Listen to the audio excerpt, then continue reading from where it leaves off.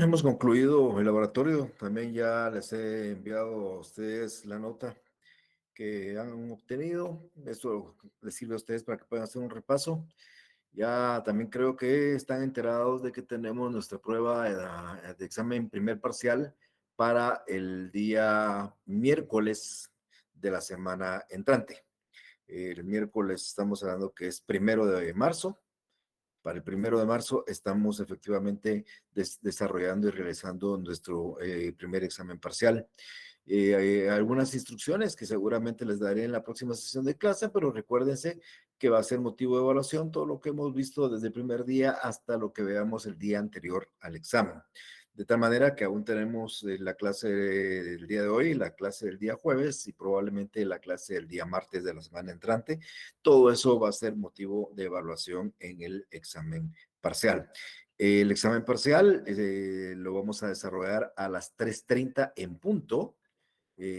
Para que tomen nota, por favor, de que ese va a ser el horario del examen, 3:30 de la tarde, y vamos a desarrollar esta prueba primera eh, que ya nos corresponde con una zona de 30 puntos. Pero bien, ya entrando un poquito en materia, vamos a hablar hoy del proceso que vamos a explicar el día de hoy en qué consiste el proceso, cómo definimos el proceso civil, cuáles son los fines del proceso y las clases de proceso que ustedes pueden estar encontrando seguramente en el transcurso de todo el análisis de nuestro curso.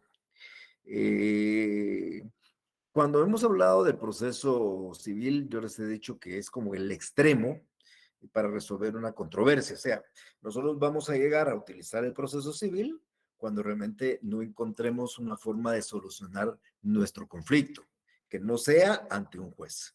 De hecho, el proceso es el instrumento que nosotros vamos a utilizar ante el órgano jurisdiccional para que al final, en la decisión última, pues el juez nos dé la razón, si es que la tenemos, o simplemente no la dé. Ya he hablado muchísimas veces con ustedes de la forma de solucionar los conflictos. Muchas veces los conflictos se resuelven entre las mismas personas que son parte del conflicto, y muchas veces se resuelve por la intervención de un tercero que se le ha facultado para resolver el conflicto. Vamos a encontrar, lo hemos explicado también muchas veces, que hay formas autocompositivas y formas heterocompositivas de resolver estos conflictos. Cuando yo hablo de formas autocompositivas, me estoy refiriendo a la participación de las personas que están involucradas en el conflicto, buscándole una solución en muchas veces violenta, otras veces lógicamente no violenta, para resolver la controversia. En las épocas antiguas, yo lo mencionaba en otras secciones, normalmente se utilizaba la autotutela o la autodefensa o la justicia como por mano propia para resolver el conflicto. Y lógicamente, quien obtenía un resultado favorable era la persona del más fuerte. Eso ya lo hemos tocado en otras sesiones. Eso era lo que nosotros conocemos como la autotutela. Se caracteriza porque pues utiliza la fuerza y lógicamente el más fuerte impone la solución del conflicto sobre la parte más débil. Eso es la autotutela. Pero también vamos a encontrar dentro de esas formas autocompositivas la típica autocomposición, en la cual las partes tratan de buscarle un fin al conflicto, pero lógicamente a través de acuerdos que se hacen fuera del órgano jurisdiccional. Es decir, si nosotros nos retrotraemos a la época primitiva, estimadas amigas y amigos, la forma de solucionar el conflicto era a través de la defensa, a través del ataque, a través de la fuerza, pero también después de eso y en la época actual existen maneras de resolver el conflicto no forzosamente yendo ante un órgano jurisdiccional. Yo les estaré hablando mucho en este curso que nosotros tenemos un principio, un adagio, un tema, un lema, como quieras decírsele, que yo creo que hay que aplicar mucho, que más vale una mala negociación que un buen juicio. ¿Por qué razón? Pues porque vamos a ver que los juicios pues, se vuelven eternos, los juicios económicamente son caros, entonces muchas veces es mejor buscarle una solución al conflicto a través de una autocomposición. Es un acuerdo que vamos a buscar fuera de los órganos jurisdiccionales, a veces entre nosotros mismos, a veces con la participación de un tercero. Pero en el caso del tercero, pues lógicamente ahí vamos a estar hablando ya un poco más de la heterocomposición. En la autocomposición vamos a encontrar algunas figuras, eso lo vamos a estar explicando en el transcurso de este semestre, como la transacción, como el desistimiento, como el allanamiento, en los cuales vamos, reitero, a visualizar acuerdo de las partes que dan fin al procedimiento. Creo que el tema de la transacción, ustedes ya lo conocen, el tema de la transacción no les es indiferente, pues es un contrato por el cual las partes, mediante concesiones recíprocas, deciden darle fin a un conflicto. Esa transacción se puede hacer dentro del juicio, esa transacción puede ser normalmente fuera del juicio. Y también vamos a encontrar formas anormales de, de darle fin al proceso a través de dos figuras que van a encontrar ustedes oportunamente. Por un lado, el allanamiento y por otro lado, el desistimiento. Pero esos temas yo estaré explicándolos ya en su oportunidad, fundamentalmente cuando estemos hablando de esas formas anormales de dar fin al proceso. Ahora, hay formas de autocomposición como la mediación y la conciliación, pero en estas hay una participación de un tercero. Yo ya les decía a ustedes que vamos a encontrar nosotros, por ejemplo, centros de mediación, eh, normalmente con mediadores, con personas especialistas en eso, que tiene la característica el mediador de que simplemente no dirige fórmulas, sino da los mecanismos, da las vías, da el camino para que las partes se puedan poner de acuerdo. En algún momento del proceso vamos a hablar un poco de la mediación. Y la conciliación, pues normalmente a veces se lleva a cabo ante el juez, no forzosamente con la terminación de una sentencia, sino es una etapa en algunos juicios, por ejemplo, en la mayoría de juicios de conocimiento optativa, donde el juez decide él o a partir de las partes llamar a las partes a una junta conciliatoria y de haber un acuerdo, pues da por terminado el procedimiento. Esto es lo que vamos a conocer también como la conciliación. Reitero, estos mecanismos de mediación y conciliación son alternativas para la solución de conflictos que estarán viendo también en el transcurso del proceso. Pero bien, trato de resumir. Nosotros tenemos mecanismos para solucionar el conflicto sin llegar a un órgano jurisdiccional. Y esos mecanismos puede ser la autocomposición o la autotutela. En uno se utiliza la fuerza, en otro no se utiliza la fuerza, pero en ambos lo que se busca es la solución del conflicto. Normalmente en la época moderna ya no existe esa legítima defensa o la venganza como mecanismo de solucionarlo porque se convierten en figuras típicas delictivas. Normalmente usamos la autocomposición, pero de la manera voluntaria, de la manera pacífica, como hemos mencionado en el caso de la transacción, de la mediación, de la conciliación, del allanamiento, del desistimiento, que, insisto, serán figuras que ustedes estarán viendo en su oportunidad.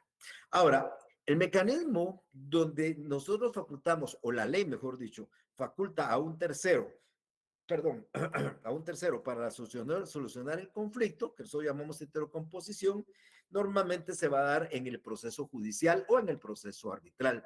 ¿Por qué hago esa diferencia? Los dos son procesos, pero uno, el proceso judicial, es el que desarrollamos ante el juez y el proceso arbitral es el que desarrollamos ante personas particulares a las cuales se le da cierta características o, o temporalmente se le inviste de cierta facultades de jurisdicción, que también estaremos explicando cuando hablemos de este proceso arbitral en el próximo semestre. Pero bien, hoy es establecer ese instrumento, ese mecanismo, ese camino que la ley nos permite recorrer para obtener una decisión judicial y que vamos a conocer nosotros como el proceso judicial. Cuando nosotros hablamos de proceso, pues se nos viene a la mente varias definiciones porque realmente existen una infinidad de procesos. Existen procesos filosóficos, existen procesos matemáticos, existen procesos históricos, procesos sociológicos, procesos antropológicos, pero el que a nosotros nos interesa realmente es el proceso judicial. Como proceso, el vocablo en términos generales no es ni más ni menos que una acción de ir hacia adelante después de una serie de actos o etapas buscando un fin. O sea, ustedes tienen que analizar el proceso como ese conjunto de etapas que son consecutivas y que buscan al final obtener un objetivo. Ese es el proceso, un conjunto de etapas sucesivas, actos que persiguen una finalidad. Hablando de proceso, eso es un proceso histórico, un conjunto de etapas buscando una finalidad, eso es un proceso matemático, eso va a ser un proceso científico. Ahora, cuando ya eso lo enmarcamos dentro del proceso eminentemente judicial, entonces vamos a hablar que es también ese conjunto de etapas ordenadas y regladas que se desenvuelven, por las cuales se desenvuelve válidamente la actividad jurisdiccional del Estado con el fin de resolver el conflicto.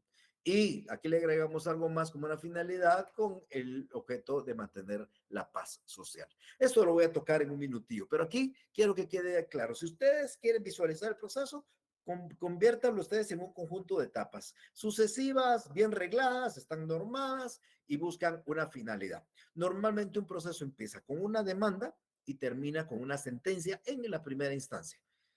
Aquí voy a estar hablando normalmente de la primera instancia. Cuando ya estemos hablando de recursos y nos vayamos a la apelación, estaremos tocando la segunda instancia. Pero el proceso en la primera instancia normalmente va a empezar con una demanda y va a concluir con una sentencia, de una forma normal. Pero para llegar a esa sentencia hay que pasar por una serie de etapas, por una serie de actos sucesivos que nos van a llevar efectivamente y de una forma legal a la decisión de un juez. Otro mecanismo no podría haber. Por ejemplo, si se me ocurre en este momento pensando en voz alta, que pudiera desarrollarse un proceso sin oír a la otra parte, sin darle la oportunidad de defensa, un proceso contencioso donde no se reciba prueba, un proceso contencioso donde no habiendo prueba el juez declare con lugar. Bueno, hay ciertas reglas y ciertas normas en el proceso que debemos de cumplir, pero todas son etapas ordenadas. De esto vamos a estar hablando cada vez que hablemos de los procesos, porque nosotros vamos a estar hablando de una serie de procedimientos que difieren con algunos principios en la oralidad, en la escritura, en la concentración, en la inmediación del juez, pero que, reitero, poco a poco los vamos a ir identificando. Pero bien, lo importante acá entonces es decirles a ustedes que el proceso judicial es esas etapas que buscan como la finalidad el mantener la paz social. Esto es como un punto importante. Ahora, hablando del proceso eminentemente civil, pues no es ni más ni menos que ese conjunto de etapas ordenadas y progresivas que están establecidas en el ordenamiento procesal nuestro. Y es a través de esta que el órgano jurisdiccional soluciona los conflictos, pero aquí es bien importante, de carácter privado.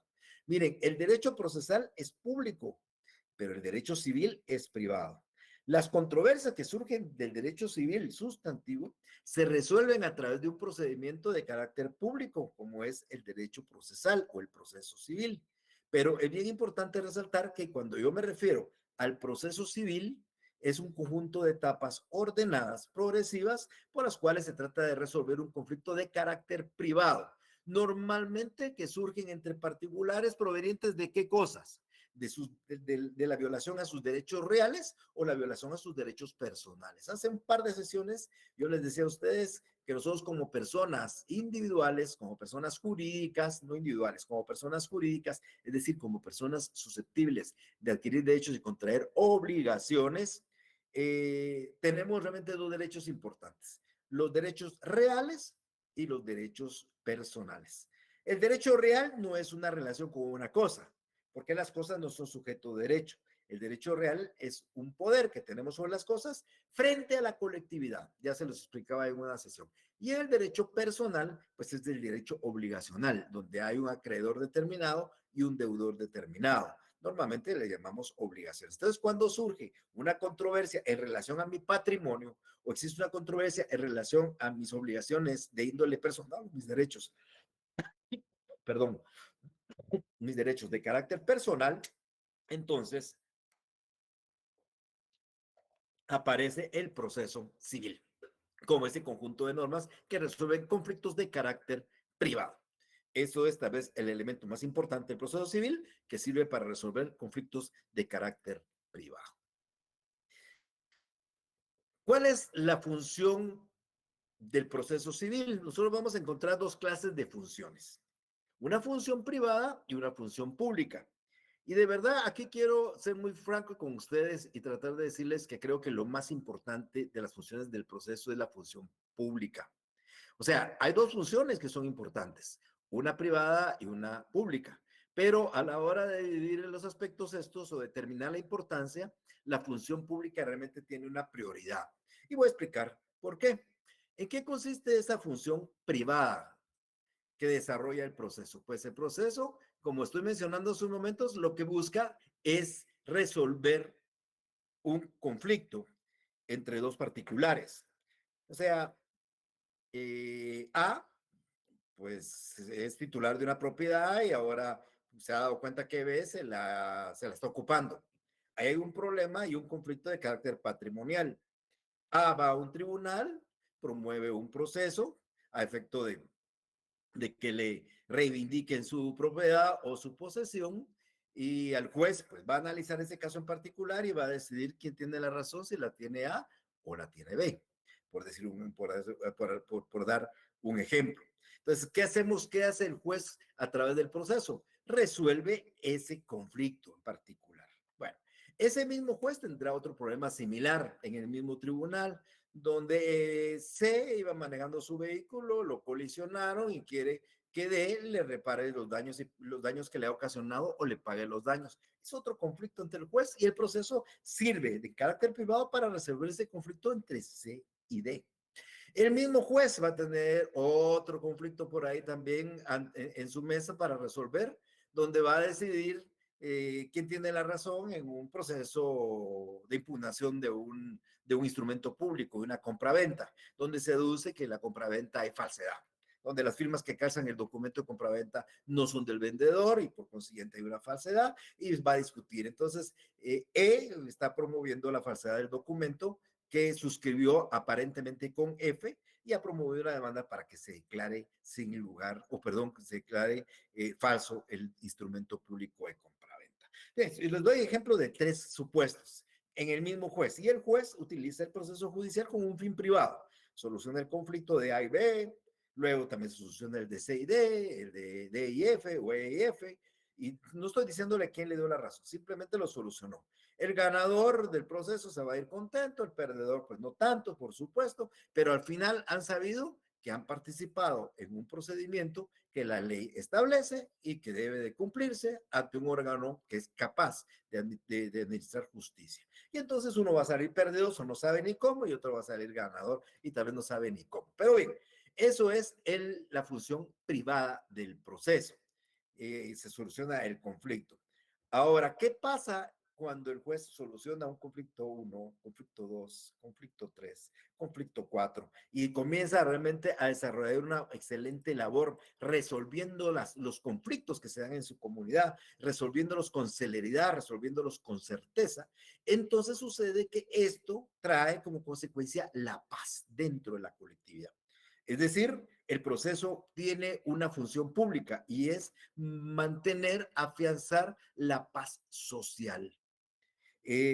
Una comunidad donde hay buenos jueces, donde la justicia es pronta y cumplida y es eficaz, automáticamente mantiene la paz, porque el sistema de justicia es lo que trata de buscar.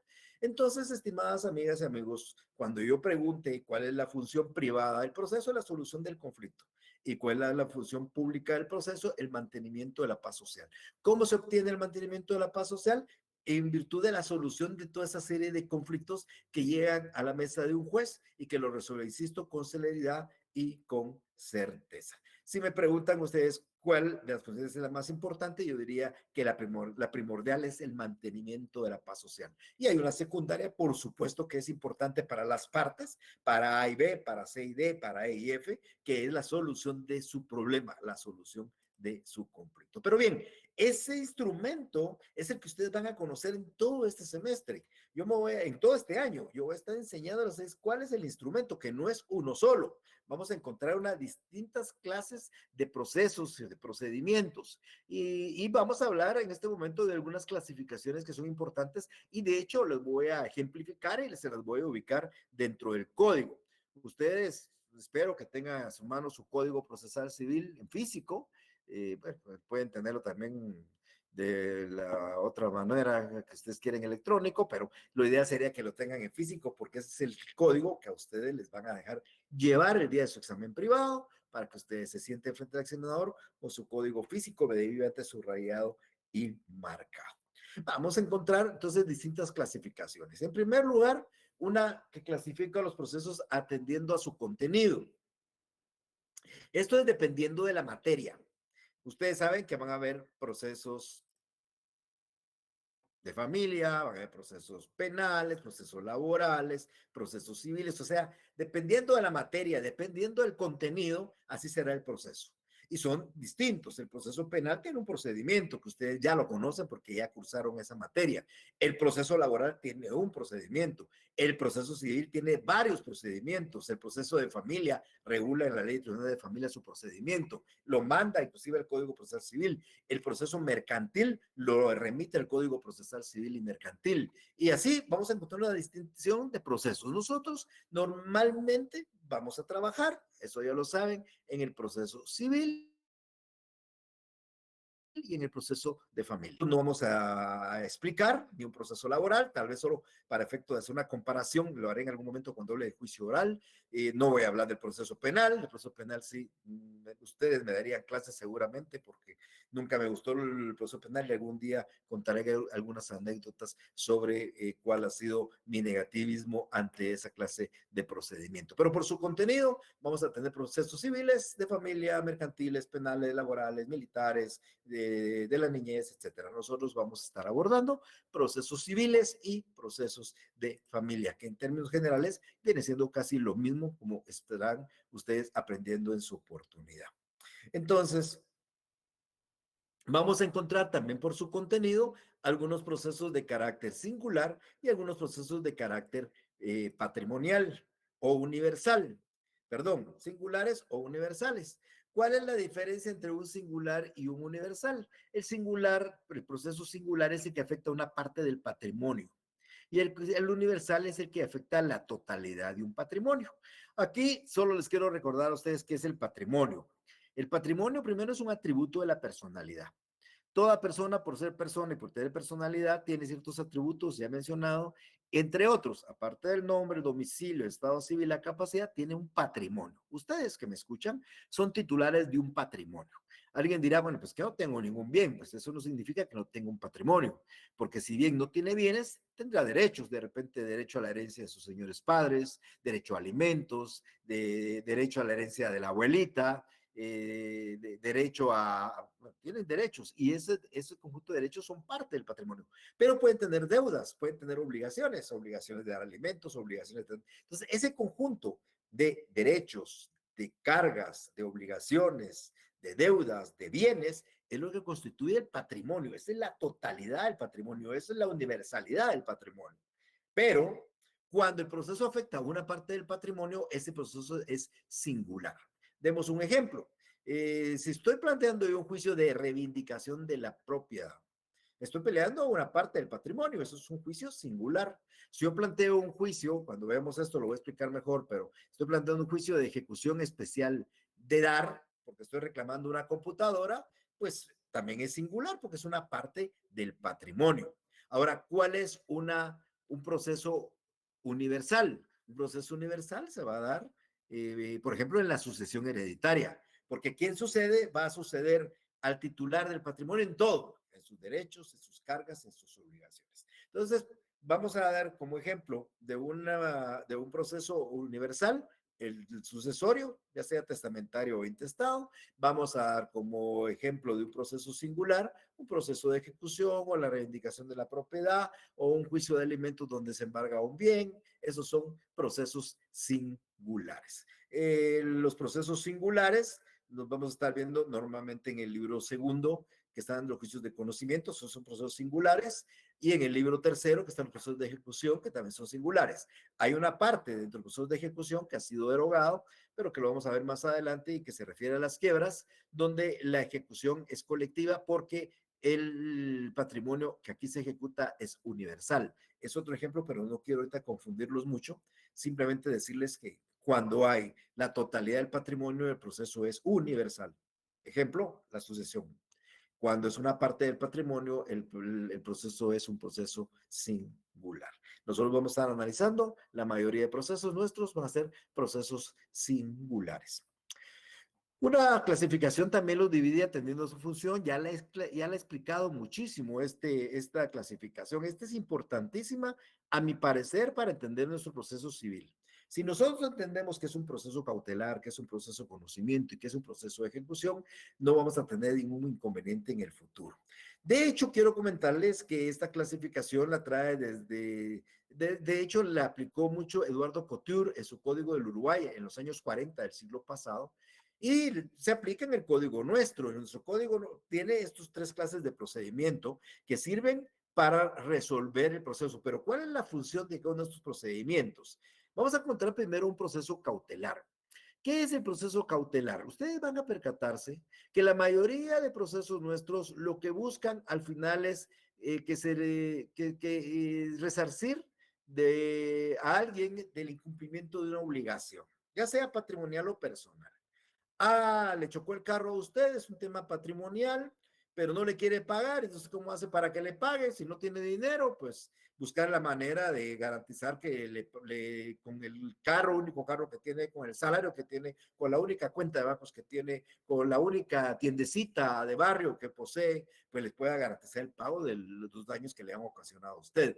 Entonces, se busca realmente el patrimonio. Entonces, con el proceso cautelar, yo garantizo las resultas de un proceso futuro. Si yo pretendo en algún momento seguir un juicio para que alguien me pague alimentos, qué mejor si previamente a eso yo le embargo su salario, o yo le embargo la casa, o yo le embargo el carro. Si yo pretendo buscar a través de un proceso que alguien me entregue un vehículo que me debe, qué mejor que secuestrar el vehículo. Entonces, el proceso cautelar tiene una finalidad y es garantizar la resulta de un proceso futuro. Vamos a poner el ejemplo, vamos a poner el ejemplo del accidente de tránsito, porque esto es muy corriente, nos puede pasar, les puede pasar a ustedes. Sucede que ustedes van manejando su vehículo en alguna de las zonas de aquí de la ciudad, con este tráfico que hay, sucede que alguien se pasa un alto y los colisiona. Ustedes platican con esta persona, buscan primero la autocomposición, buscan llegar a un arreglo, de repente un arreglo, llega un amigo de ustedes como notario y llega a un acuerdo y hacen una transacción, hacen una escritura donde A, que fue el que les colisionó, se compromete a ustedes a pagarle los daños del vehículo. Eso es una forma de resolver, pero eso no me interesa aquí porque ya lo expliqué. Me interesa que no se haya cumplido. La persona se niega, aduce que no tuvo la responsabilidad y simple y sencillamente decide que no va a pagar. Y entonces ustedes piensan en plantear un juicio en contra de él para que el juez les ordene resarcirle los daños que se le ha ocasionado a su vehículo. Pero ustedes saben que esta persona se va a ir fuera del país. Saben además que solo tiene ese carrito con el que les colisionó, que es un Volkswagen modelo 70, y además que trabaja en un call center. Pero ustedes saben que si ustedes no plantean algunas medidas cautelares, un proceso cautelar previamente a eso, cuando ustedes demanden, él va a vender el carro, se va a ir fuera de los Estados Unidos, va a renunciar al trabajo. Entonces ustedes plantean lo que es un proceso cautelar con el objeto de que de garantizar que el juez previamente al proceso principal pueda decretar el embargo sobre el carrito, que pueda decretar el embargo sobre el salario y que evite que salga fuera del país sin dejar un representante a través de un arraigo. Entonces, ¿la finalidad cuál es? Que yo estoy garantizando las resultas del juicio futuro, porque si logro el embargo del carro, el embargo del salario y que no vaya al país, tengo la posibilidad de emplazarlo, tengo la posibilidad de que con el carro podamos después rematarlo y con lo que se obtenga de remate pagar la deuda, o con el salario que él tiene o su indemnización que le van a dar, igual que pueda pagarse. Entonces el proceso cautelar busca eso. Nosotros vamos a estar hablando del proceso cautelar en su oportunidad, ya en unos 2 o 3 sesiones después del examen, pero es bien importante resaltar, ese proceso cautelar lo van a encontrar ustedes en el libro quinto del Código Procesal Civil y Mercantil, donde se habla de alternativas comunes a todos los procesos. Ahí van a encontrar ustedes el arraigo, el embargo, la intervención, el secuestro, la anotación de demanda, las providencias de urgencia, que son algunos de los ejemplos de las medidas cautelares que ustedes pueden pedir para garantizar las resultas de un juicio futuro. Va. Segundo lugar, vienen los procesos de conocimiento, que son los verdaderos juicios, los procesos con los cuales el juez va a decidir una controversia. Una controversia en las cuales tanto A como B aducen tener la razón. A, que colisionó su carro, colisionó el carro, dice que no tuvo la culpa, que no se pasó el alto, ahí está el gran alto, pero él dice que no. y B, que iba manejando el carro, que son ustedes, aducen que él tuvo la responsabilidad. Entonces hay un litigio, hay una controversia. ¿A quién le va a dar la razón el juez? A quien lo convenza. Entonces B va a plantear una demanda, ya será la que proceda, en este momento no voy a hablar de ella, pero recuérdense que ya B planteó una garantía, un proceso cautelar, y de repente ya le tiene embargado el carro a A, y le tiene embargado el salario a A, y lo tiene arraigado. Ahora ya plantea su proceso de conocimiento, por el cual a través de una sentencia el juez va a declarar si efectivamente le tiene que pagar o no le tiene que pagar los daños ocasionados. Un juicio que podría ser un juicio ordinario, o podría ser un juicio sumario, podría ser un juicio oral, e inclusive, no es en el ejemplo que se da, pero podría ser un proceso arbitral. ¿Qué son los 4 procesos de conocimiento donde el juez va a decidir? ¿Cuál es el prototipo de los procesos? ¿Cuál es el tipo que nosotros siempre vamos a manejar? El juicio ordinario. Pero si el asunto que vamos a resolver encuadra en juicio oral, será juicio oral. Y si encuadra en juicio sumario, será juicio sumario. Y si hay acuerdo de arbitraje, será en un tribunal arbitral. Pero normalmente vamos a pensar en el juicio ordinario. Si yo hiciera alguna pregunta en este momento de un juicio, pusiera un caso y preguntara el juicio, sepa que este semestre solo voy a hablar del ordinario. El otro semestre va a ser difícil. Puede ser un oral, puede ser un sumario, puede ser un arbitral. Siempre en cuadro encaje el asunto que vamos a plantear dentro de los supuestos que dice el Código Procesal. Entonces, el juicio de conocimiento lo que pretende es declarar un derecho controvertido. ¿Quién tiene la razón? ¿La tiene A o la tiene B? Basado en las pruebas, el juez decide que es A o decide que es B. Y sea en un juicio ordinario, en un juicio oral, en un juicio sumario y un árbitro en un proceso arbitral. Ese es el juicio de conocimiento y esos juicios de conocimiento los vamos a encontrar en el libro segundo del Código Procesal Civil y Mercantil. Ahí encontramos el juicio ordinario, el juicio oral, el juicio sumario y un par de artículos del juicio arbitral, que ya les he mencionado a ustedes que hay una ley, el decreto 67 y un 95 del Congreso de la República, que regula el arbitraje. Por último, cuando ya obtenemos una sentencia, ya sea en un juicio ordinario, en un juicio oral, en un juicio sumario, una sentencia de condena, donde se condenó a la persona a pagar nuestro carro, pensemos, no estoy diciendo qué juicio de conocimiento es, pero en una sentencia de un juicio de conocimiento se nos condena a que nos paguen la suma de 15,000 quetzales. Y él no lo paga, pese a que el juez ha dicho que hay que pagar, no lo paga. Entonces tenemos que ir a plantear el proceso de ejecución. Y el proceso de ejecución, ¿qué es lo que busca? Hacer cumplir forzosamente esa obligación incumplida. Nosotros ya tenemos un título, que es la sentencia, que condenó a pagar 15,000 quetzales, ya la podemos exigir, no nos pagaron, planteamos una ejecución, el juez ordena requerir de pago, para eso sirve aquella figura del requerimiento que expliqué en una sesión anterior, y entonces, como no se cumple, no se paga, entonces se embarga el vehículo que ya teníamos embargado, pero ya hay una conexión entre el embargo que hicimos como medida cautelar y procedemos al remate del vehículo y con lo que obtengamos, pues podemos pagarnos la totalidad o parcialmente la deuda que que estuviera condenado en la sentencia. O vamos a ir a la empresa para ver cuánto le han descontado a la persona mensualmente y si ya acumuló una buena cantidad para que con ese dinero se nos haga pago. Entonces el proceso de ejecución ya no busca declarar un derecho controvertido, sino ya lo que busca el proceso es hacer cumplir forzosamente una obligación ya previamente establecida en un documento que llamamos título de ejecución. Bueno, otra de las clasificaciones también que vamos a ver en esto, perdón, los procesos de ejecución están en el libro tercero. El libro segundo son juicios de conocimiento, el libro tercero procesos de ejecución y el libro quinto están los procesos cautelares. Solo que ahí se llama alternativas comunes a los procesos. En cuanto a la estructura, aquí vamos a encontrar procesos contenciosos y procesos no contenciosos o voluntarios. ¿Cuál es la diferencia? Muy sencilla. El proceso contencioso es donde hay contienda, donde hay litigio, donde hay discusión.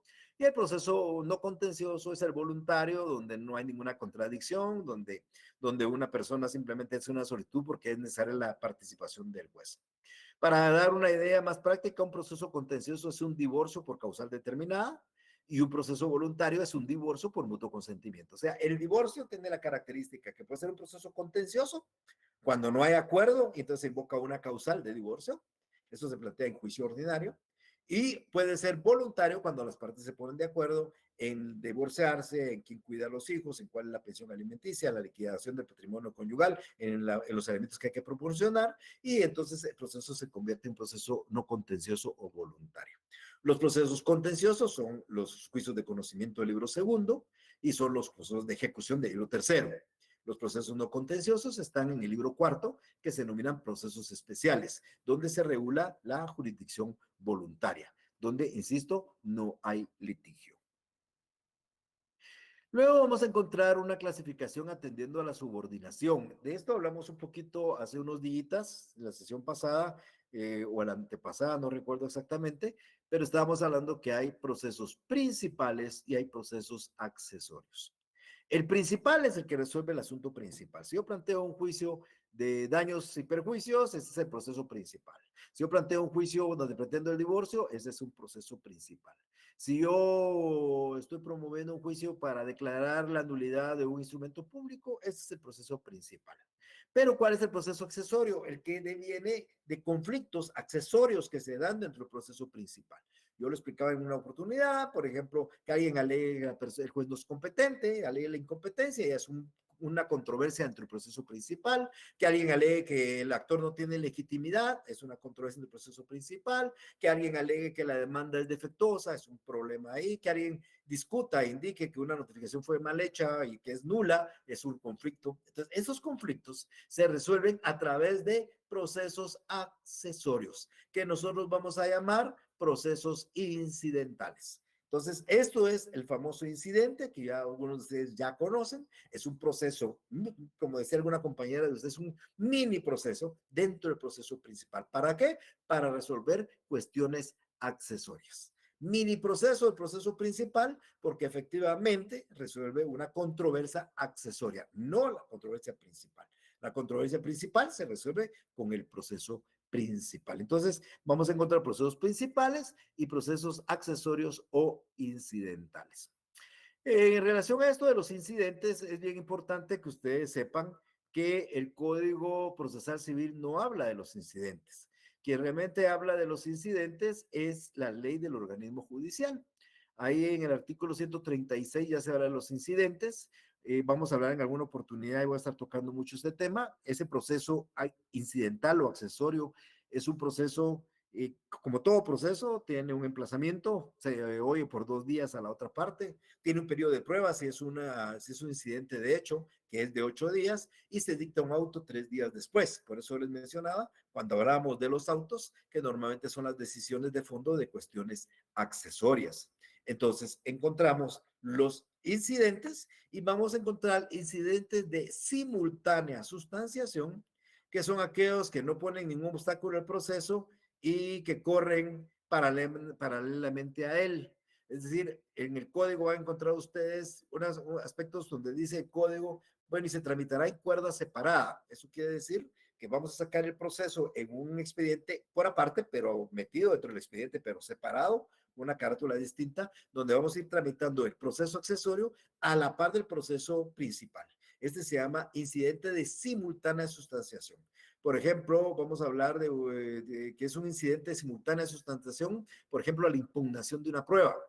Cuando uno impugna una prueba documental por falsedad o por nulidad, la ley dice que ese trámite se tramita en un incidente de cuerda separada. Entonces, mientras seguimos trabajando con el proceso principal, llevando prueba del proceso principal, vamos a abrir un expediente, mini expediente accesorio de un incidente de prueba y en forma simultánea. A la par que va trabajando su proceso, se va trabajando el otro. Ahora, el de sucesiva sustanciación es aquel que sí pone obstáculo al asunto principal, lo detiene. No podemos seguir discutiendo el asunto principal si primero no resolvemos esa controversia accesoria.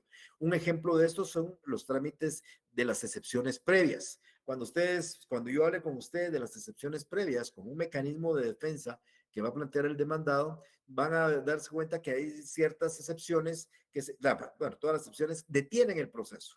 Mientras no se resuelva si la demanda es defectuosa, si fuese incompetente, si hay falta de personalidad, si hay falta de personería, si hay falta de capacidad, si hay litispendencia, si hay cosas juzgadas, si hay transacción, mientras no se resuelva esa circunstancia, el proceso no puede continuar. Entonces se abre un incidente dentro del mismo proceso. Por eso es de sucesiva sustanciación, porque hasta que termine el incidente ya regresamos al proceso principal.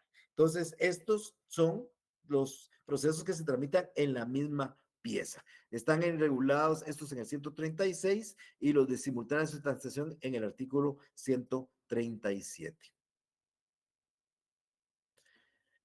Rápidamente hablemos de cuáles son los elementos del proceso. Pues yo creo que eso es ya un tema que hemos abordado porque son los mismos elementos que encontramos, por ejemplo, en la jurisdicción, los elementos que encontramos también en los actos procesales. Primero, en relación al elemento subjetivo, vamos a encontrar primero a las partes y al órgano jurisdiccional. Por supuesto, aquí también podemos incluir a los terceros, pero no hablamos de las partes y el órgano jurisdiccional como el sujeto dentro del proceso. Y vamos a encontrar un elemento objetivo que normalmente se determina por la pretensión del actor y la defensa del demandado.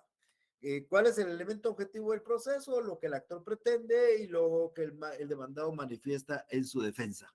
Eso va a ser el objeto, el elemento objetivo del proceso. Y por último, encontramos también en relación al proceso la actividad, que va a ser ese conjunto de actos que normalmente se desarrollan en el tiempo, que desarrollan las partes, que desarrolla el órgano jurisdiccional y por supuesto que también desarrollan los terceros. Vamos a encontrar, lo van a ver ustedes en algunos momentos, voy a tratar de explicarlo, todas las etapas o las etapas que vamos a encontrar en un proceso. A esto me refería en ese momentito. Vamos a encontrar bien determinado tres fases del proceso. Aquí hay mucha discusión y no hay un acuerdo sobre cuáles son las fases del proceso, perdón, cómo se determina estas etapas del proceso, porque para algunos la iniciación es una cosa y el desarrollo es otra, pero yo les voy a dar mi punto de vista. Un proceso tiene tres etapas bien importantes. Lo van a encontrar ustedes en un proceso incidental, en un proceso principal.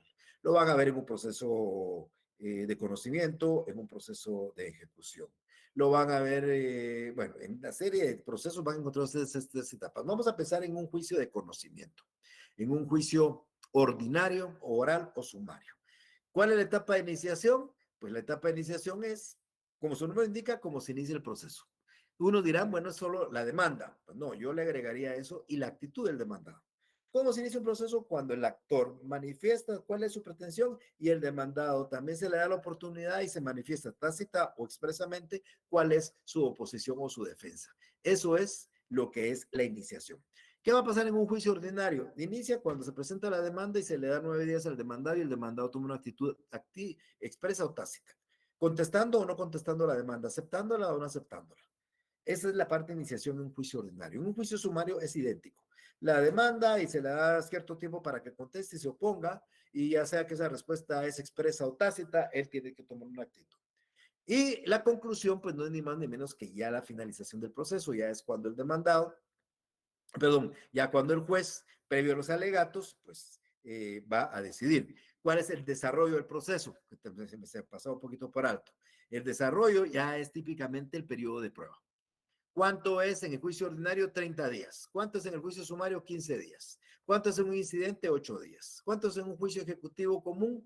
10 días. ¿Cuánto es en una vía de premio, como es un incidente? 8 días. ¿Cuánto es? Bueno, esa es la fase del desarrollo, el debate, donde tratamos de demostrar y convencer al juez a través de los medios de prueba.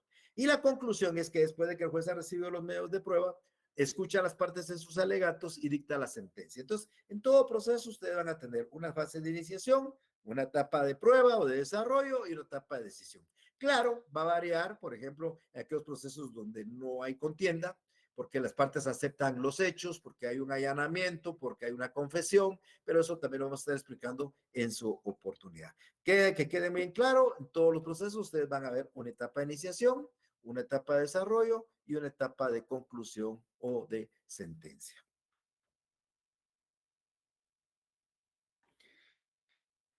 Ahora, también los procesos se pueden suspender, los procesos se pueden terminar.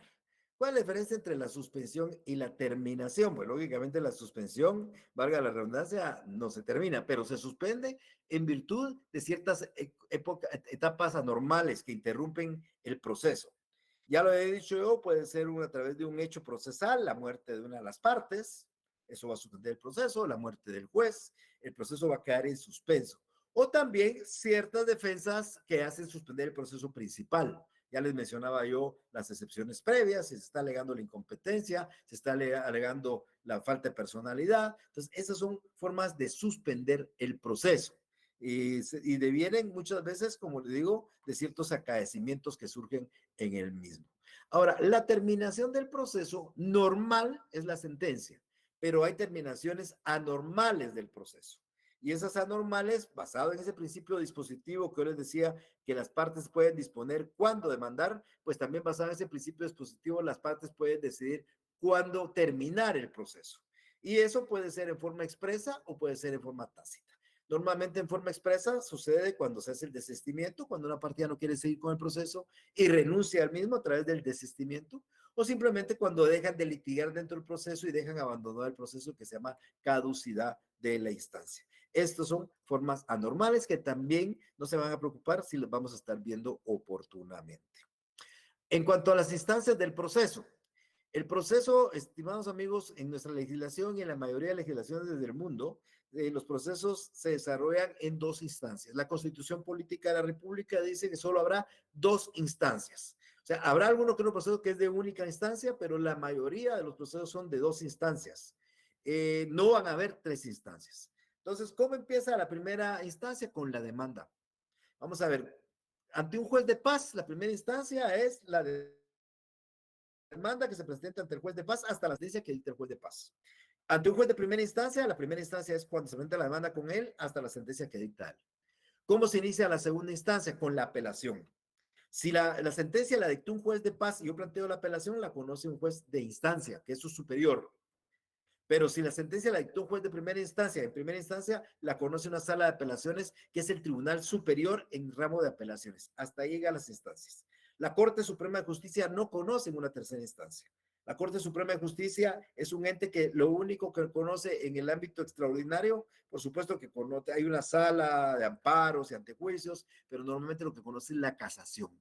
La casación como un recurso extraordinario que no ha constituido una tercera instancia. Entonces, en nuestro país, nuestra legislación tiene dos instancias. La primera, que empieza con la demanda y termina con la sentencia en paz y conoce apelación primera instancia, o la demanda y la sentencia dictada en juez de primera instancia, que conocen apelación una sala de apelaciones. Hasta ahí llega nuestras instancias en el proceso y nuestro examen dentro del proceso en relación a las instancias.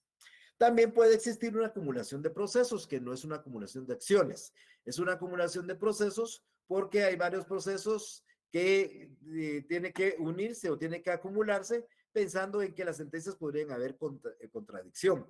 Pueden haber distintas formas o distintos puestos por los cuales se dé la acumulación. Por ejemplo, hay distintas demandas que provienen de una misma causa, aunque sean las partes diferentes y el objeto de la demanda. En un accidente de tránsito, un carro colisionó, destruyó un almacén, también destruyó un carro, también destruyó X cosa, distintos dueños, cada uno presenta una demanda por aparte, el juez ordena la acumulación para dictar una sentencia única y que no va a haber una contradicción.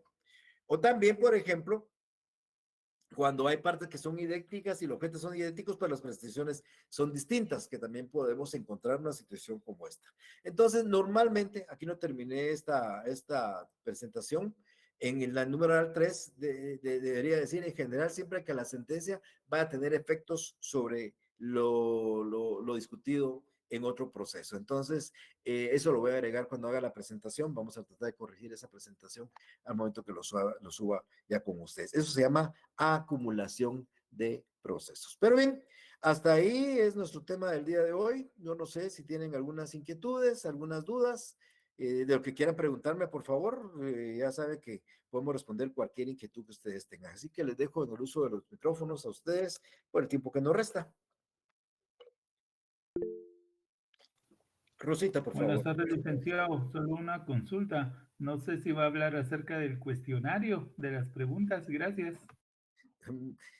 No, no había pensado en eso, pero si tienen alguna duda, ustedes ya tienen sus respuestas ahí, me las pueden consultar. Si tienen alguna duda en relación a la respuesta. Rosita, por favor, usted levantó la mano. Licenciado, buena tarde. Solo disculpe, ¿me podría repetir en qué libro encontramos los contenciosos y en qué libro encontramos los voluntarios? Contencioso, los que están en el libro segundo y tercero. Juicios de conocimiento, juicios de ejecución son contenciosos.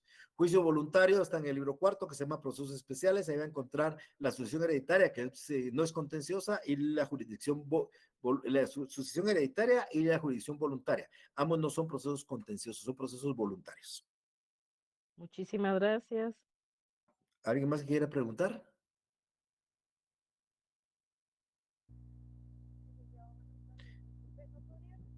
¿Ana Lucía quiere hablar? ¿No? Oigo que tiene su micrófono encendido, Ana Lucía, pero no le escucho. No, no se le escucha. ¿Alguien más que quisiera preguntar?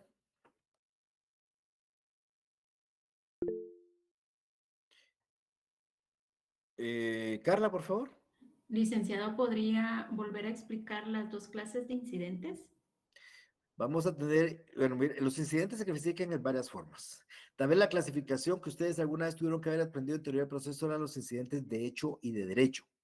¿Cuál es el incidente de hecho? El incidente que requiere prueba. Para probar las circunstancias que se alegan, son hechos, requiere prueba. Entonces, esos incidentes de hecho se abren a prueba por 8 días. Y los incidentes de derecho son los que se refieren a temas propiamente ya establecidos en la ley que no requieren de probanza. Son incidentes de derecho que no se abren a prueba.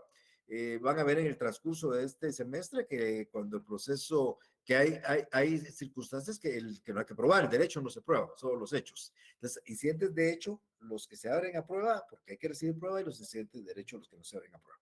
Pero los incidentes que estaba mencionando, que están en el 136, 137 de la Ley de Judicial, son los incidentes de simultánea sustanciación y los incidentes de sucesiva sustanciación. Miren, lamentablemente aquí a la mano no tengo en este momento un expediente, pero si ustedes pueden visualizar un expediente judicial, es un expediente que tiene una carátula y tiene todos los procesos. Ustedes abren un proceso judicial, van a encontrar, por ejemplo, un juicio ordinario, abren la carátula y lo primero que encuentran es la demanda. Y encuentran todos los documentos que se acompañaron a la demanda y la resolución que le da trámite a la demanda. Ese es un proceso principal. Y siguen ustedes viendo, van a encontrar el memorial de defensa, la contestación negativa de la demanda, van a encontrar los medios de prueba, van a encontrar los alegatos y al final, después del expediente, van a encontrar hasta el final la sentencia dictada en primera instancia. Eso es un proceso principal. ¿Qué sucede cuando surge una controversia dentro de ese proceso principal? Por ejemplo, puede impugnar de nulidad una prueba documental.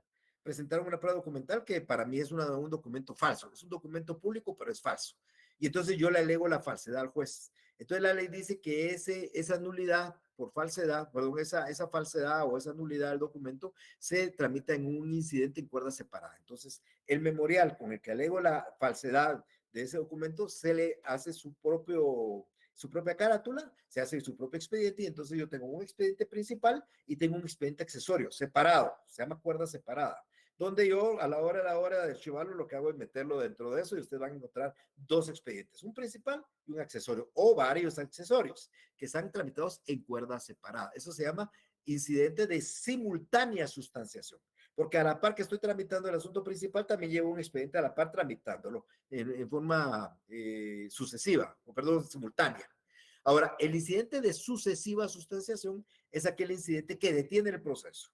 Yo estoy planteando la demanda y ustedes van a, regreso otra vez al ejemplo, van a encontrar un expediente con una carátula, la demanda, todos los documentos de prueba, la resolución y el demandado plantea una excepción previa de incompetencia. Entonces van a encontrar el memorial ustedes de incompetencia donde le dan trámite a ese incidente. Eso no está en cuerda separada, eso está acá y detiene el proceso. Y lo detiene porque mientras no se decida si el juez es competente o no, porque una parte está alegando su incompetencia, entonces hay que resolver dentro del mismo expediente. Ustedes van a encontrar después el memorial del incidente, van a encontrar el memorial donde evacuó la otra parte del incidente, si hubo prueba, las pruebas del incidente y el auto que resuelve el incidente. Y ya firme el auto, ya seguimos con el proceso, ya después continúa el proceso con la contestación de la demanda. Entonces usted va a encontrar el incidente metido dentro del proceso principal. ¿Por qué? Porque como detenía el proceso, entonces no se podía tramitar forma simultánea, sino forma sucesiva. Una vez termina el incidente, seguimos con el proceso principal. Eso lo pueden ustedes determinar más, tal vez viéndolo ya en un propio tribunal, pero ese es un incidente de su sucesiva sustanciación. Y el primero, el de cuerda separada, se llama de simultánea sustanciación. No sé si más o menos le queda claro. Sí, licenciado, muchas gracias. A usted, Carla. Bueno, me preguntaba Vinicio sobre el laboratorio. Bueno, ¿qué les puedo decir del laboratorio? El laboratorio tenía 10 preguntas. Una primera pregunta se decía dentro del proceso, tanto las partes segundos y terceros desarrollan cierta actividad tendiente a crear, modificar o extinguir. Esos son actos procesales. Lo que desarrolla cada las partes para crear, modificar o extinguir una relación jurídica son actos procesales. Luego, los actos procesales se diferencian de los hechos procesales porque aquellos, o sea, los actos, aparecen dominados por la voluntad humana, eso es verdadero. Y posteriormente dice, la emisión de un decreto, ¿qué clase de acto procesal o jurisdiccional es? Es un acto de decisión. Los actos de decisión, aparte del decreto, son los autos y las sentencias. Luego pregunté el contenido del artículo 61, que es donde está el primer escrito, constituye un acto procesal de el órgano jurisdiccional, del tercero, de las partes, de todos los sindicados, de los sindicados, pues como es la demanda, es el primer escrito desde las partes. El artículo 66 del Código Procesal Civil y Mercantil contiene un acto de decisión. Ese es de comunicación, que es el acto de las notificaciones. Luego viene la ley, establece plazos para recibir prueba, interponer recursos, plantear excepciones. Esto constituye, cuando se fijan plazos, esto constituye un hecho procesal, un acto procesal, un hecho jurídico, un acto jurídico, un negocio jurídico. Se recuerda que como es tiempo, la ley establece plazos, tiempo, eso es simplemente un hecho procesal, esa es la respuesta. Luego preguntaban, ¿constituye un acto de comunicación del órgano jurisdiccional? La notificación, la citación, el requerimiento, el emplazamiento, todas las indicadas o ninguna de las indicadas, todas las indicadas, o sea, notificación, citación, requerimiento y emplazamiento son actos de comunicación. Luego preguntaba el artículo 142, dice las partes pueden probar sus respectivos proposiciones de hecho por medio de testigos en los casos en que la ley no requiere especialmente otro medio de prueba. Esta norma constituye un acto procesal de las partes, de petición, de afirmación, de prueba, de obtención, todos los indicados, ninguno de los indicados. Pues cuando yo ofrezco testigos es un acto procesal de prueba. Luego dice el artículo 169, entrega de dictamen. Los expertos entregarán su dictamen por escrito con elección de firmas o concurriendo al tribunal a ratificarlo. Esta norma contiene un acto de prueba de terceros, un acto de decisión de alguno judicial, un acto de decisión de tercero, un acto de afirmación de las partes y ninguna de las indicaciones es un acto de prueba de tercero, porque son la prueba de expertos, que son terceros. Luego el 176 dice, acta, el resultado de la diligencia se levantará la correspondiente acta que sea firmada por el juez, el secretario, testigos, peritos y por los demás asistentes que quisieran hacerlo. El juez lo juzga conveniente, se consignará en el acta la constancia de algún resultado o consecuencia de hecho ocurrido. Esta disposición contiene un acto, está hablando de actas, acto de decisión, de comunicación, de documentación, ninguno de los indicados, todos los indicados, es un acto de documentación, porque el juez está documentando. Pero bien, esas son las respuestas. No sé si hay alguna duda más todavía, si no, pues para el día el día jueves, vamos a estar abordando un tema que es sobre los sujetos procesales, vamos a hablar un poco de las partes, actor, demandado, ejecutante, ejecutado, vamos a hablar de legitimación y algunas otras cosas importantes. Así que si no hay ninguna inquietud, pues los dejo para que vayan a prepararse para su segundo curso. Tenemos clases el día jueves y nos vemos el día jueves a la misma hora. Tengan una feliz tarde.